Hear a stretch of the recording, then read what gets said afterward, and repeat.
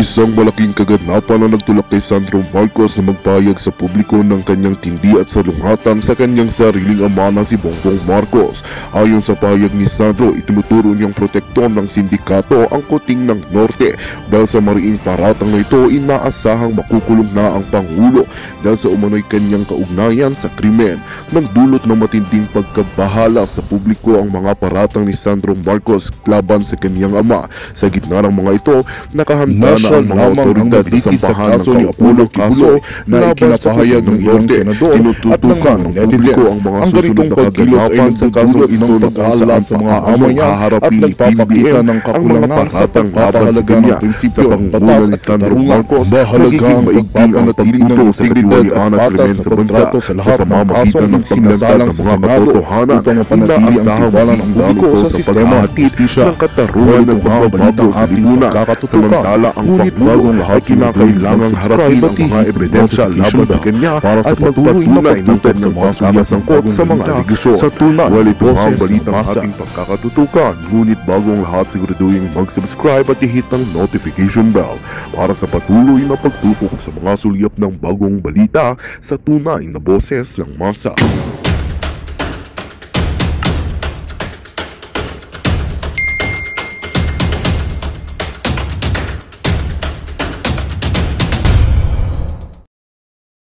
Umiikot-ikot siya, puting ahas. Sabi niya, ha ha ha, Miss Maharlika, sabi ng mga tao sa PIDEA, wala pang pormis sa PIDEA that time.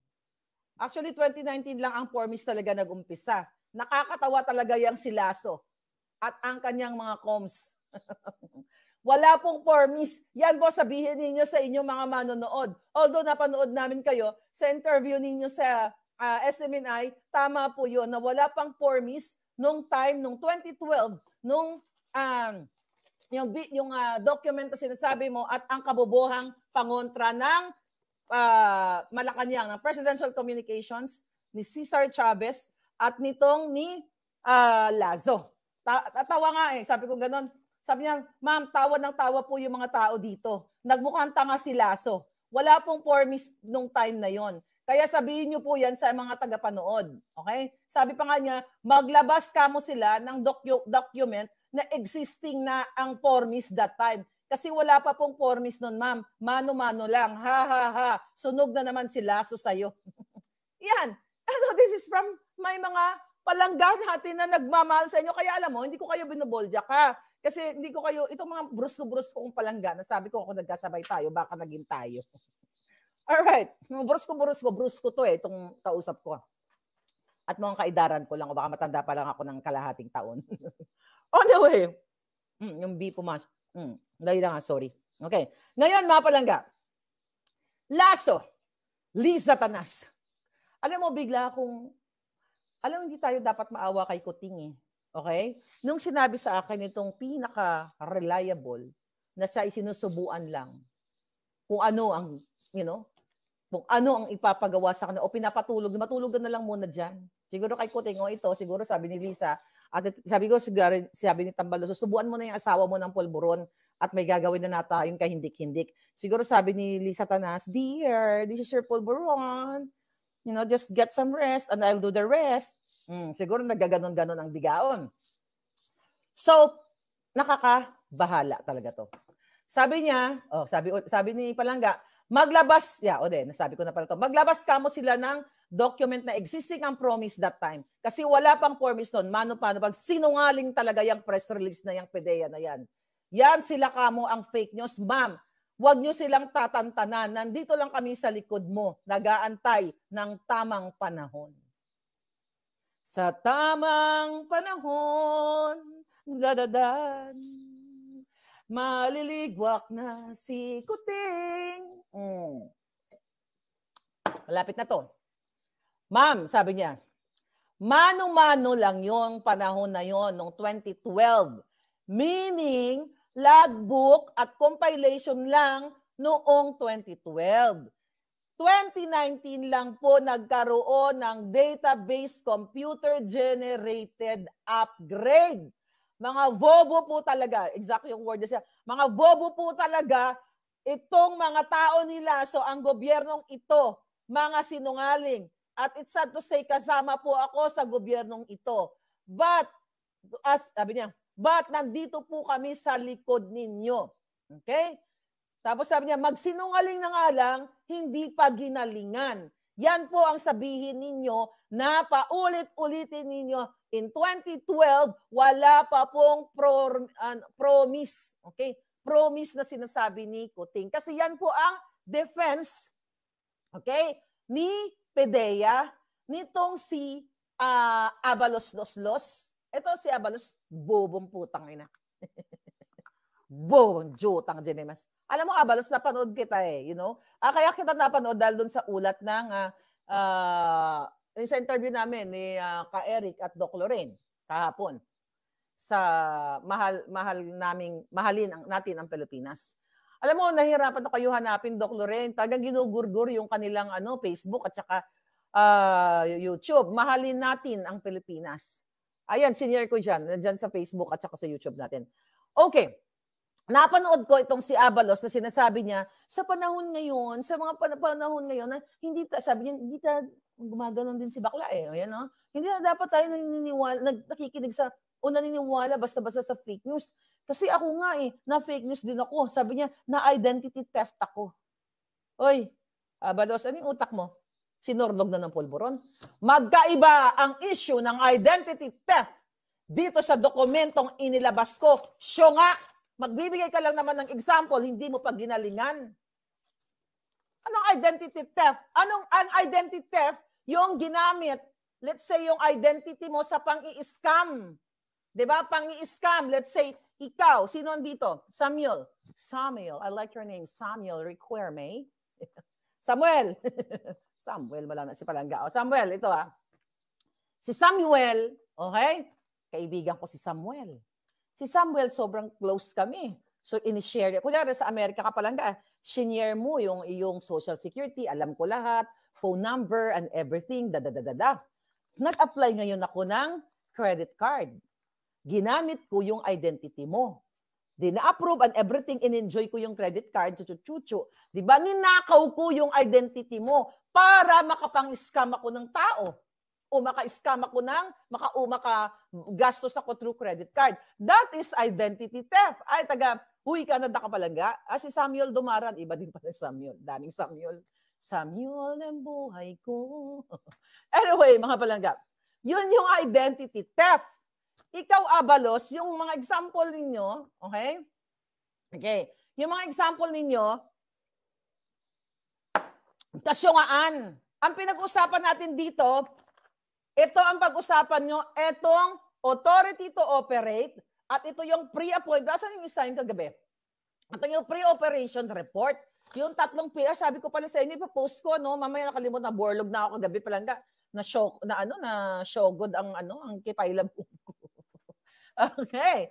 Ngayon, itong report, itong isa memorandum, okay? Ito ang pasinungalingan ninyo. At sabi mismo ng mga taga-PDEA, nung time na yon, wala pa yung formis-formis.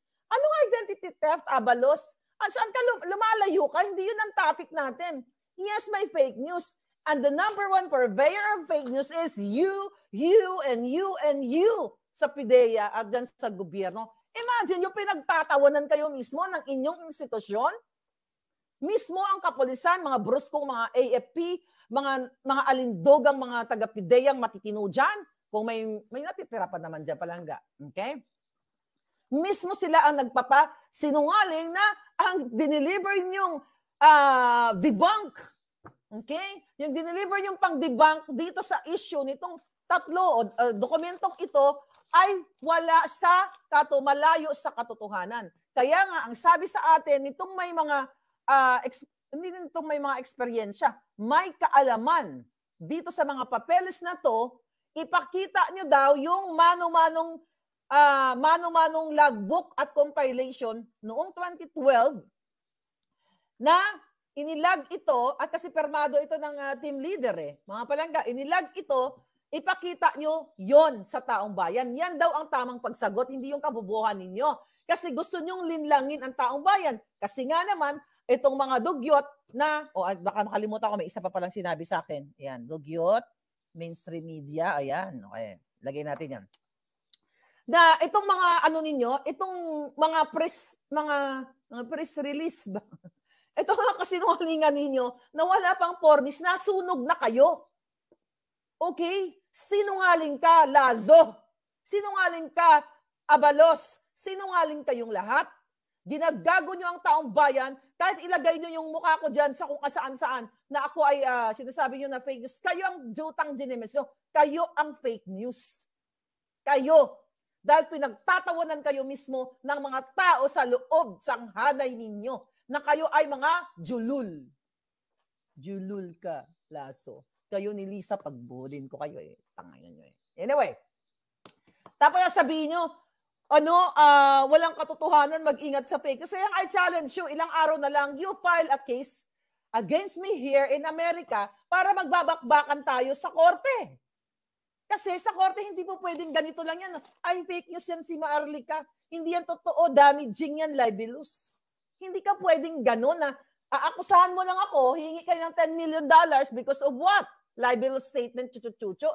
Hindi mag-i-end ang conversation sa ganyan.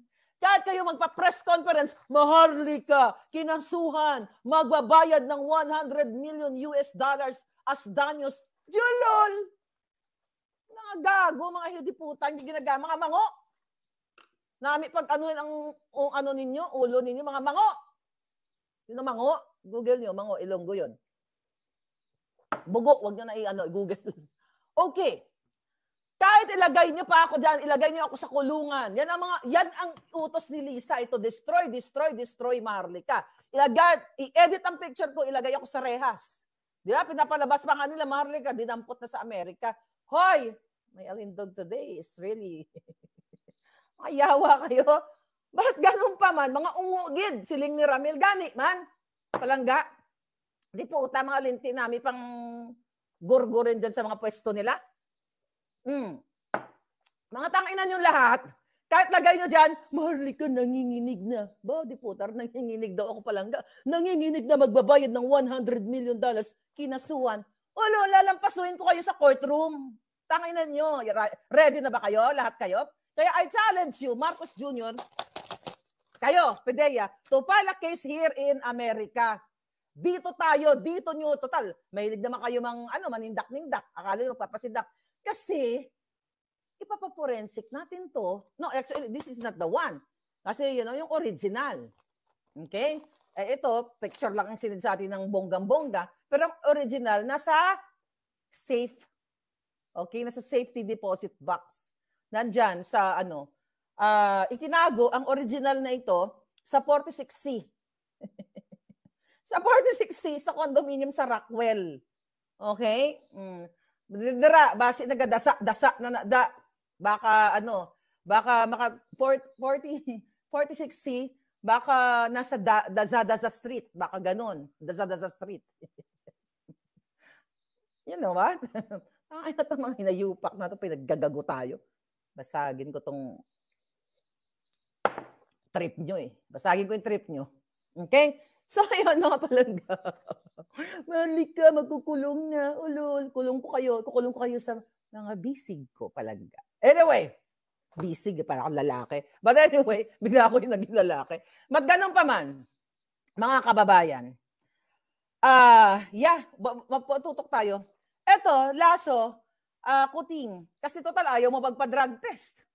Total, ang yabang nyo eh. Di ba gusto nyo ako makulong? Di ba gusto nyo akong kitilyan ng buhay? Ito, pagkakataon nyo na sabihin sa buong mundo, na pahiyain ako sa buong mundo. Pag ako natalo dito, wala nang maniniwala sa akin. Hindi maniniwala itong mga palangga sa akin. Kahit na ngayon ay mga papuri ang ibigay nyo sa akin, kapag ako'y nagsinungaling dito at napatunayan sa korte na si Maharlika ay sinungaling, ay gumawa lang ng kwento, you will change your heart. Ay, pinagdulo ko lang pala tayo ni Maharlika, nasayang oras natin. That's why I challenge them to file a case against me until Friday. So para magbakbakan tayo, Kuting, sa korte. Gusto ko na makabakbakan eh. Kita ko kung paano ka mabulol-bulol doon. Para mapatunayan natin sa buong mundo, once and for all, kung sino ang mother of fake news. Kung di yan si Lisa Satanas na yan, na mismo ang picture niya, doon, ako ba, mga palangga, ang alindog ko dyan, pakita lang natin uli, hello. Mayawa, mga, eto na lang eh. Eto nang paulit-ulit ko sa inyo eh, na ginago kayo eh. Ayan. Can you move? Ayan. Okay. Ayan na lang eh, palangga eh.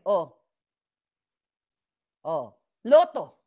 Sino ngayon ang mother of fake news? Ayan na lang ang mukha ni Hitad ng ahas. Mula sa guru-guru hanggang sa puro-puro.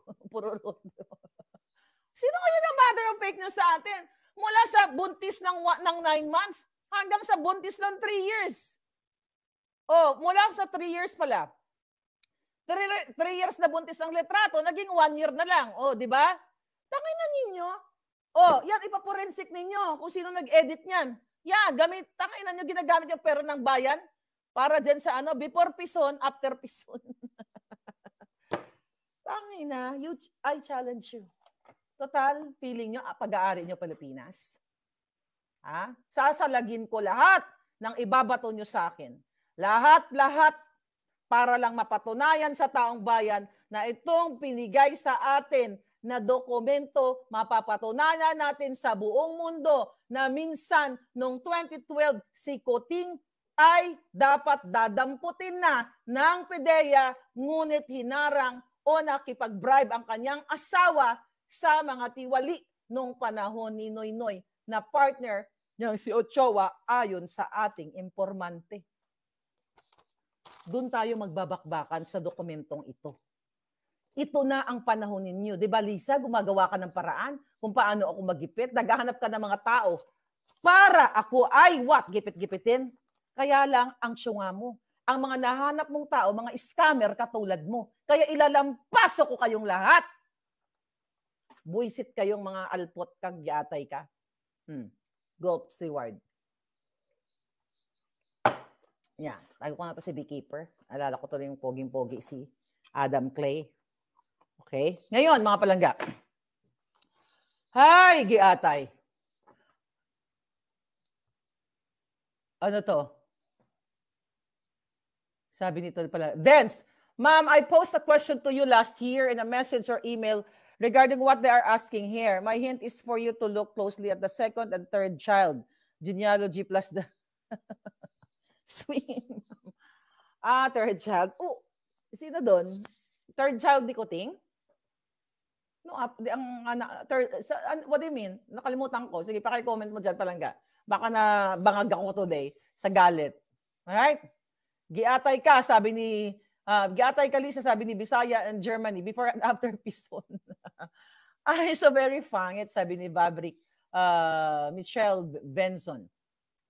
Maganda yan magsalita si Shirley. Okay, kaya nga eh. Kaya sabi ko sa inyo, huwag niyo ako materi-teri. Kawawa naman yun, nananahimik. But sinira ninyo ang buhay ni Terry. Inubos ng kapatid mo, Lisa Tanas.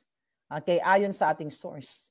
Ang pera na kinita ni Terry para malango siya sa ipinagbabawal na pulburon. At doon nga, in 2012, at ka-jamming pa ni Shirley o ni Terry, si Kuting Jr. So ngayon, paulit-ulit na sinasabi ng mga dugyots ninyo, by the way, eto nakarating sa atin, additional information doon sa kausap ko kanina. Miss Marlica, tuloy-tuloy ka lang. Huwag ka pa aapekto sa mga bayad na trolls ni Lisa at ni Tambaloslos. Actually, si Kuting, hindi siya hands-on. In fairness kay Kuting, wala siyang time, tamad nga eh, wala siyang time na makikipag-usap dyan sa mga trolls na yan. Ang meron talagang power niyan si Lisa Tanas at totoo yan. Kasi nung ini-interview kita Kuting, di ba? Si Kuting, wala kaming direct na contact ni Kuting. Si Lisa Tanas lang meron, ito yung mga tao niya. Si Kuting talagang tau-tauhan. Umuupo lang siya sa chair. So parang umuupo lang siya before the interview, sabihin nila, Franz Imperial, lalo yung juba na yan, nabusog na sa pera ng bayan. One day, puputok din ang tiyan niya ng hayop na yan. Lahat sila dyan. Miss Marlica, sabi niya ganon, okay na po si boss, gaganon-ganon. Uupo si Kuting, tapos interviewin. Ilang beses niyo akong ginising ng madaling araw para i-promote si Kuting. Tapos ngayon, anong sabi nila palangga? Sabi nila, sabi nung kausap ko, wala daw panahon si Kuting sa'yo para sagutin yung mga aligasyon mo kasi time wasting. Kaputang ina, kayo ang magdesisyon. Wala kang panahon sa akin kasi natapos nyo na akong gamitin panahon, pero during election, ginigising nyo ako, mga hinayupak kayo, para magpa-interview ka, tapos didedmahin mo to, ang panawagan ko na magpa-pulburon test ka. See that, mga kababayan? Again, you decide. Ang sabi ng ating puting ahas, na inuutusan nila, ang mga dugyots, ang mga media, lahat ng pwede ng utusan, binabayaran ni Lisa Tanas para i-debunk si Maharlika, para i-discredit si Maharlika, na sasabihin hindi magkakaroon ng time ang isang presidente sa isang Maharlika. Dahil si Maharlika, wala naman yan eh. Tutubi lang yan. Kayo ang mag-decide. Ilang beses ko in-interview ang hinayupak na Kuting Junior na ito. Ilan? Hindi lang isa, 2, 3, 4, 5. Noon, may time siya sa akin. Ako, sa totoo lang, binigyan ko siya ng time. Pero never ever akong nagsabi sa kanila. Hindi ako ang lumapit sa inyo, jutang ginemes nyo. Hindi ako lumapit para makipag-elbow to elbow sa inyo. Dahil mabubuhay ako nang hindi ako nang lumalapit sa inyo. Bakit? Anong bibigyan nyo sa akin? Nakaw na yaman? Kam-kam? Smuggling? Buti na lang. God is good. Dahil tumayo ako, I stand for what is right. Na hindi ako humingi ng kahit anong pabor sa inyo. Dahil hindi yun ang intention ko. Wala kang time sa akin ngayon, Kuting. Pero dati, tangina ninyo, si Glenn Chong, wala kayong bisita sa birthday mo. Nagtatatawag ka pa, nagpipipilit ka pang may umaten sa birthday mo. Nung walang pumapansin sa yung media, sinong kinukulit nyo? Si Maharlika na nasa Amerika. Tapos, what is your pang debunk sa akin? Si Maharlika, Amerikana yan. Di ba? Hindi na siya dapat makialam dito sa usaping politika. Julol! Julol ka! Tangina, alam ng taong bayan. Naginising niyo ako. Nagising nga talaga ako ngayon, di ba? Matagal na, noong 2022. Ninistorbo niyo buhay ko. Ni piso ba may hiningi ako sa iyo? Nasahan ko lang sana gumawa ka ng tama, Marcos Jr. Pero nagkamali ako, nabudol kami. Paano nga naman gagawa ng tama ang isang polboronic addict? Hinayupak ka, Gops the word, thank you palangga. You know what I mean, mga kababayan? So yan yung dapat ninyong maintindihan. Okay? Dapat ninyong maintindihan na itong taong ito ay napakasinungaling. Napakasinungaling nila palangga. Sobrang sinungaling ang ginagawa sa inyo. Walang panahon kay Maharlika na sagutin ito. Mahalagang issue ito. Pero nung nagbidabidahan ka, gisingin nyo akong mga hinayupak kayo para makilala ka ng tao at sasabihin nyo, ako is one of the most loyalists that you know, Lisa. Then, forget about Maharlika. Huwag nang pansinin si Maharlika kasi Amerikana yan. See? Now, use your billions of neurons kung sino ang julol dito. Julol government, sabi ni Jeric. Resign na. Resign. Pulburon test. Okay, sabi ni Bantag sa Senado. Asan na si DJ Bantag? Nagpakita na ba si Palangga? Grabe talaga nangyayari ngayon sa Pilipinas, kawawa na yung mga tao. Sabi ni Kim Yuri. Ngayon, trust rating ni Kuting, ligwak. Ayan, bago ko makalimutan. Ligwak. Imagine mo, Kuting, this is the power of our voice. Approval trust rating ni Kuting Jr., mga Palangga, bagsak. Ituloy-tuloy na natin ang pagbagsak. Mula 68% from December last year ay bumaba ng 13 puntos, 13 hudas ang kanyang approval. So ngayon, 55% na lang ang julupong. Ibig sabihin, nararamdaman na ng taong bayan, ay itong ano nila eh. Kapag bagsak si Kuting sa trust rating, wag daw paniwalaan ang survey. Yun ang utos ni Lisa Tanas. So gagawa ng mga narrative, ang kanya mga dugyot, ay wag yung paniwalaan yung survey na yan, hindi totoong bagsak. Pero ang survey, pag tumaas, papaniwalaan. Tigil ba naman mga julul? Okay? Mga Palangga. Ikaw, Kuting, tapos sabi pa dito, pinakamababa na nakuhang approval rating ni Marcos Jr. ay sa Mindanao, which is 40% mula sa dating 62%. Ibig sabihin, you are effective, darling. Not only me. Napaka-effective ninyo. Then, sa Metro Manila, 47% mula from 64% naging 47% na lang. Sana ganito yung pagbagsak ng presyo ng bigas at bilihin. Hindi yung trust rating. Sana. Pero dahil instead na tumaas ang trust rating ni Kuting, ang tumataas ay presyo ng bigas. Ang sabi ni Ka Eric nung nag-usap kami tsaka ni Doc Lorraine kagabi, kahapon, I think nasa what? Pumapalo na, 70, may 75 na ba? So dapat yan ang trust rating mo, Kuting. Ang trust rating mo dapat ang umaangat. At ang bigas dapat ang bumabagsak ang presyo.